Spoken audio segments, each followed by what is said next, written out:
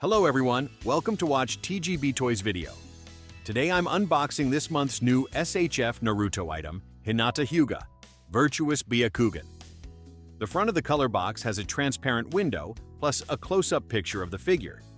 In the lower part you can see that this is made in Vietnam, and there are some Chinese agent version stickers. Let's take a look at the other sides of the box, one by one.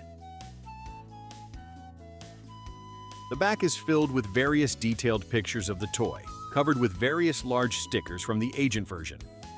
Opening the color box, the contents include one layer of blister packaging and one instruction manual. In the middle of the blister pack is the Hinata main body. On the left are replacement face sculpts and hand types. On the right are effect parts and replacement hair. Let's look at the accessories starting with the face sculpts. There are a total of 5 for Hinata. Namely normal face, smiling face, serious face, Byakugan face, and Byakugan roaring face. Let's look at them from different angles.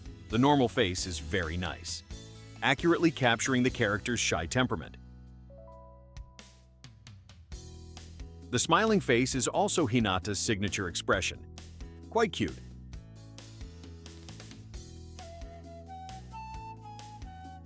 I personally like the serious face a lot too. The temperament is portrayed quite accurately, very suitable for use in battle scenes. The 2 Byakugan expressions are also noteworthy. The bulging veins on the face are naturally indispensable. The Byakugan expression looks a bit stiff, but the roaring expression is very lively. It pairs particularly well with the dynamic hair.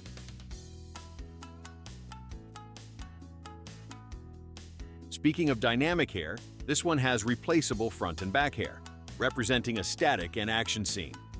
Look respectively, I personally prefer the dynamic design. It perfectly matches the memorable flowing hair look from the anime. For hair replacement, the front hair is straightforward, just the usual forehead swap. For the back hair, there is a spherical joint hidden at the back of the head. Just pull off and replace the back hair. The entire hair material is quite soft, so it feels nice, and the shape is quite flowing. But at the parts where the hair connects, the mold lines are handled quite roughly. It might not look great under the camera.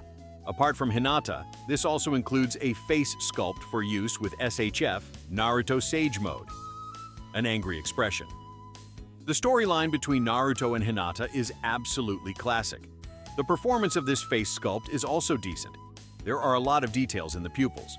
In terms of hand types, there is a pair of clenched fists, a pair of shy hand types,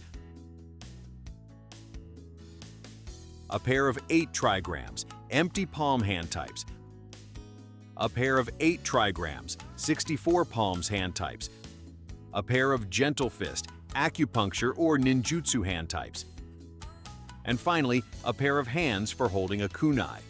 But unfortunately, this one doesn't come with a kunai. The replacement hair has already been seen.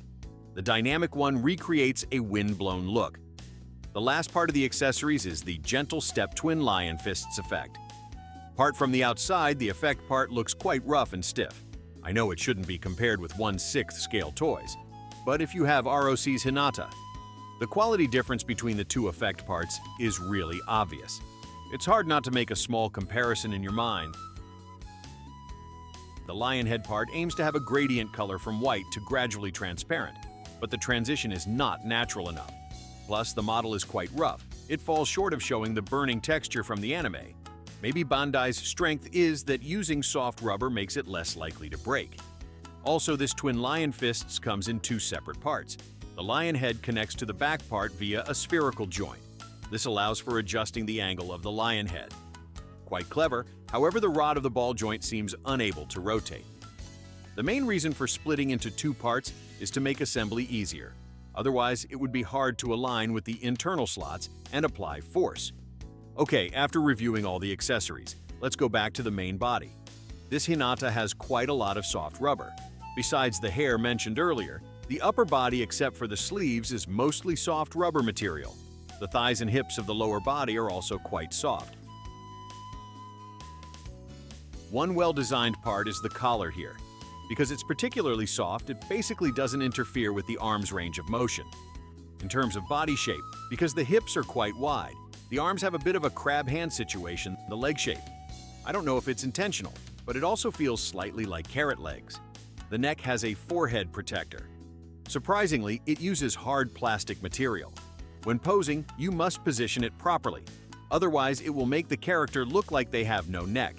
The sprue marks are cleaned up decently, but on both sides of the clothes.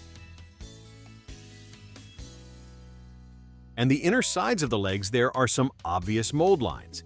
And if you want to nitpick, the edges of some soft rubber parts also have burrs.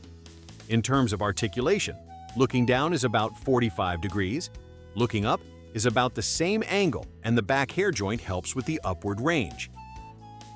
Tilting the head left and right is over 30 degrees. The head can rotate 360 degrees. The back hair can flap up and down to a certain angle, but it basically can't rotate. Sideways arm raises go beyond the horizontal line. Raising the arms up with effort can bring them close to the head. Forward arm raises can reach a parallel state. The upper arm can rotate freely. The elbow bends about 150 degrees. The bowing range is quite good. The chest and abdominal joints work together to reach over 70 degrees, thanks to more soft rubber parts. The backward tilt is also an impressive angle. The chest and abdominal joints can rotate a full circle. The waist can also rotate 360 degrees. The hip joint allows a 90-degree forward kick. Pulling the leg back is also a right angle. The hips can open up. The thighs can rotate freely. The knee joint bends over 100 degrees. The shin joint can rotate a full circle. Surprisingly, this joint doesn't reach the edge of the pant leg. The ankle also has a freely rotating joint at the top. The bottom allows up and down movement. The grounding is very strong. The front of the foot can slightly lift up. The stamp is hidden on the inner side of the back. The overall experience of SHF Hinata Hyuga. My feeling is still quite good. There are many standout points in the design, making the articulation perform quite well. In terms of accuracy, it closely matches the character's image. The personalization is also well done, feeling softer than the previous Sakura. Not just a simple female body repaint, the accessories also reach a qualified level. The downside is that some details are a bit rough. It's a pity it couldn't achieve perfection to become legendary. But overall, this is still a great one for Naruto fans to pick up and collect. Okay, that's all for this unboxing. If you like Naruto, don't forget to support TGBtoys before you leave. See you next time.